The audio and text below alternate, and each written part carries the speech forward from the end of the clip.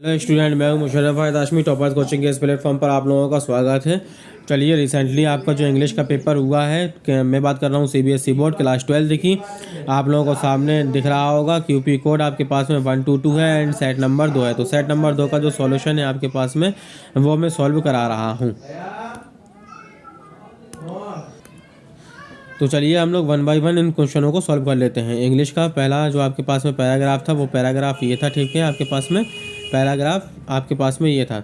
ठीक है, पहला क्वेश्चन हम लोग देख लेते हैं। Complete the sentence by choosing an preparation option. तो most people conclude that cricket is primarily a game because, इसका सही आंसर था आपके पास में C, it included physical activity. ठीक है, फिर हम लोग चलते हैं दूसरे क्वेश्चन पे। तो दूसरा क्वेश्चन था हमारे पास में, comment on the writer reference to that cricket does not reveal and secret of existence. तो इसमें जो आप देखेंगे कि दूसरे का आंसर तो आपको एक्स्ट्रा से यानी पहले वाले से पहला पैराग्राफ आपको मिल जाएगा। पहला पैराग्राफ आपको यहाँ पे मिल जाएगा। मैं एक बार बता देता हूँ आप लोगों को, ये है पहला पैराग्राफ। यहाँ से आप देख लेंगे तो इसका आंसर ये हो जाएगा, a good match of cricket or of many any other game neither adds to the existing stock of human knowledge nor reveal any secret of existence. ठीक है, तो ये दूसरे का आपका आंसर हो जाएगा। फिर चलते हैं हम तीसरे नंबर की तरफ। तो तीसरे नंबर में उसने पूछा था question number 3, list to response देना था हमें। Which watching a game of cricket given rise to. तो आप एग्रेसिव भी लिख सकते थे, एंटरटेनमेंट भी लिख सकते थे। Select the option that convey the opposite of desert from word use in a phrases. तो इसका सही आंसर था आपके पास में प्यूरिंग।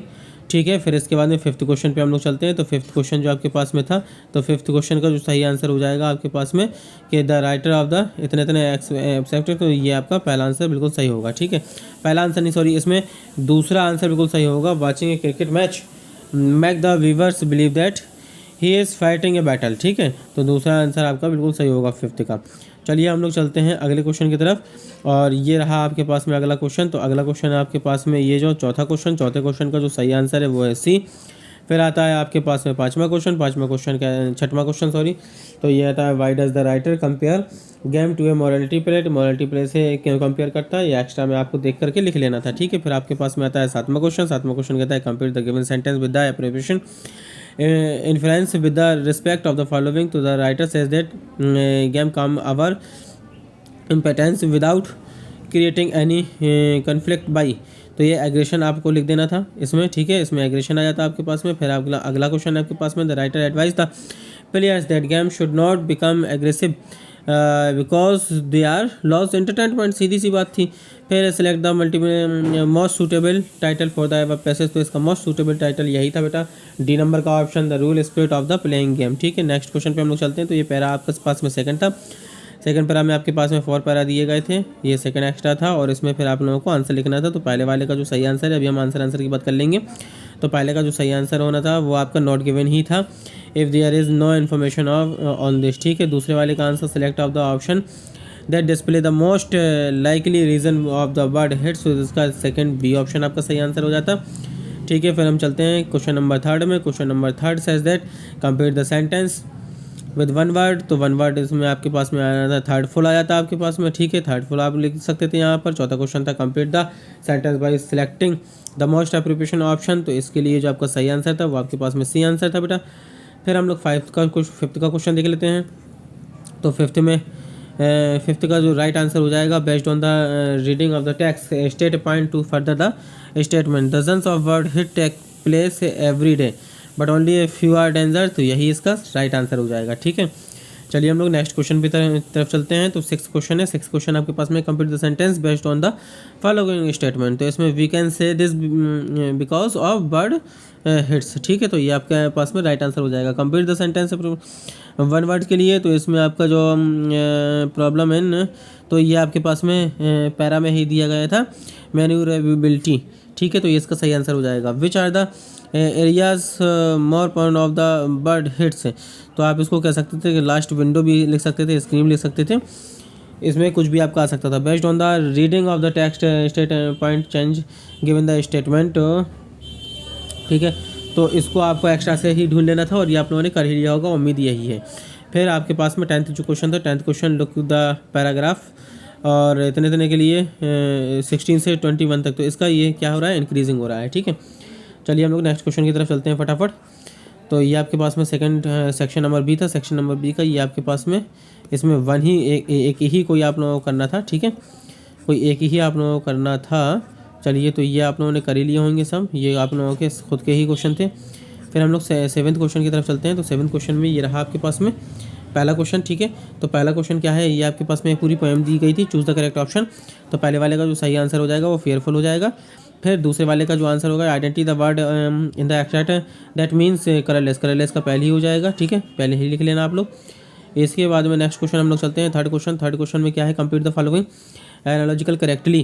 तो एनालॉजिकल करेक्टली तो ये आपका सी सेइंग लाइक, यहाँ पे लाइक आ चुका है, यानी कि असेंबली है आल, तो ये सेम सेम वर्ड आ रहे हैं, आप लोग समझ गए होंगे, ठीक है ना। चलिए नेक्स्ट क्वेश्चन पे चलते हैं। Read the following statement and the choose the correct option.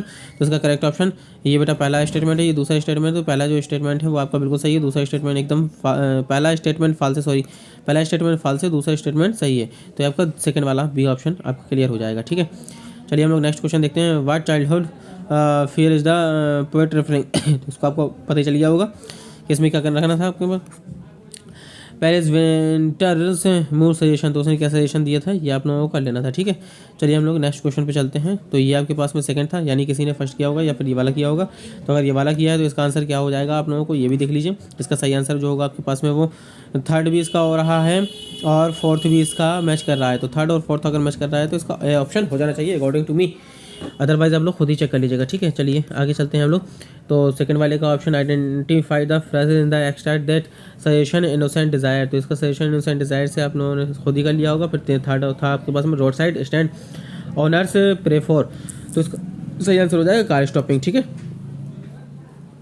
इसके बाद में फोर्थ क्वेश्चन। तो फोर्थ क्वेश्चन में इसका ही फॉर्ड लाइक ए लाइन, लाइन का स्माइल है, तो ये सेल्फिश कार का आपका क्या हो जाएगा, ये आप लोगों को एक्स्ट्रा से मिला लेना था, ठीक है। फिर फिफ्थ क्वेश्चन है। तो फिफ्थ क्वेश्चन में आपके पास में जो आपका आएगा फिफ्थ क्वेश्चन का ऑप्शन जो होगा वो सही ऑप्शन होगा कि पहले वाले का सही है, दूसरा वाला फॉल्स है। ये आपका एकदम ट्रू है और ये आपका एकदम फॉल्स है। चलिए हम लोग नेक्स्ट क्वेश्चन पे चलते हैं, ठीक है। तो नेक्स्ट क्वेश्चन हमारे पास में ये square of the bracket implies, तो किसको इम्प्लाइज करता है, तो ये आप लोगों को बन गया होगा, ठीक है। फिर one of the two extract, तो वाइट, अच्छा ये वाला, तो देखो फिर आपको ये वाला देखना था, सेकंड वाला जो पैरा का था। तो इसका फर्स्ट क्वेश्चन आप लोगों ने कर ही लिया होगा। सेकंड क्वेश्चन में था complete the sentence of the choosing the correct option. तो करेक्ट ऑप्शन इसका क्या हो जाएगा, सी हो जाएगा करेक्ट ऑप्शन। फिर इसके बाद में मैं देखता हूँ थर्ड ऑप्शन। तो थर्ड में आपके पास में जो बेस्ट आंसर होगा वो होगा एन स्केपिस्ट, ठीक है।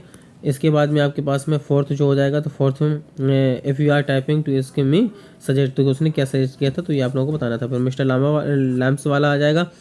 तो इसमें पहला आंसर आप लोगों ने कर ही लिया होगा, क्यों ऐसा वो करता है। दूसरा ऑप्शन आपके पास में था पॉजिटिव ही रहेगा इसके पास में, ठीक है। तीसरा ऑप्शन आपके पास में आ जाएगा डरी विद फेयर हैप, उससे डर गया था, ठीक। चौथा आंसर आप लोगों ने खुद ही कर लिया होगा, ठीक है ना। फिर इसके बाद में ये वाले क्वेश्चन आ जाते हैं आप लोगों के पास में। क्वेश्चन नंबर ये है अटेम्प्ट 1, तो इसमें से कोई एक ही करना था, ठीक है, कोई एक ही करना था। तो पहले वाले में आप लोगों ने लिख ही लिया होगा, ठीक है। पहला वाला हम लोग खुद ही कर लेना है, which of the following is not be true, तो पहला ही नॉट ट्रू है, ठीक है। इसके बाद में मैं थर्ड ऑप्शन देख लेता हूँ। तो थर्ड ऑप्शन में जो सही करेक्ट आंसर हो जाएगा वो आपके पास में बी हो जाएगा, ठीक है। फोर्थ में जो आपका करेक्ट आंसर हो जाएगा वो आपके पास में बेटा मेरा सी हो जाएगा, ठीक है। इसके बाद में ये वाला आप लोगों ने इसके लिए सजेशन किया था, ये आप लोगों ने कर ही लिया होगा। फिर what is the antonyms of the extract of the rally का सीधा ऑप्शन हो जाएगा, ठीक है। तो ये आपके पास में सारा आंसर हो जाएगा। फिर इसके बाद में ये वाला नाइन्थ क्वेश्चन का बी पैरा जो था, इसके लिए कंप्लीट द एप्रोप्रिएट ऑप्शन, तो ये आप लोगों को डी ही लगा लेना था। डी ऑप्शन बिल्कुल सही होगा आपके पास में, ठीक है। डी ऑप्शन बिल्कुल सही हो जाएगा। इसके बाद में सेकंड वाले में आप कुछ भी लिख सकते थे, हम या वर्ड कुछ भी लिख सकते थे, हम भी लिख सकते थे, वर्ड भी लिख सकते थे, ठीक है। In the above extract it comes across किसके लिए, कंपेंसिटी के लिए, ठीक है। फिर इसके बाद में फोर्थ ऑप्शन हम लोग देख लेते हैं। तो फोर्थ ऑप्शन का जो सही आंसर होगा वो होगा बेटा सी, फोर्थ ऑप्शन का जो सही आंसर होगा वो होगा आपका सी, ठीक है। फिर हम लोग देखते हैं अगला। तो ये फिर आप लोगों ने कर ही लिए होंगे, ठीक है ना। तो उम्मीद है आप लोगों को ये सारी चीज़ें समझ में आई होंगी, बहुत अच्छा एंजॉय किया होगा आप लोगों ने। अगर चैनल पर पहली बार है तो सब्सक्राइब जरूर कर लीजिए।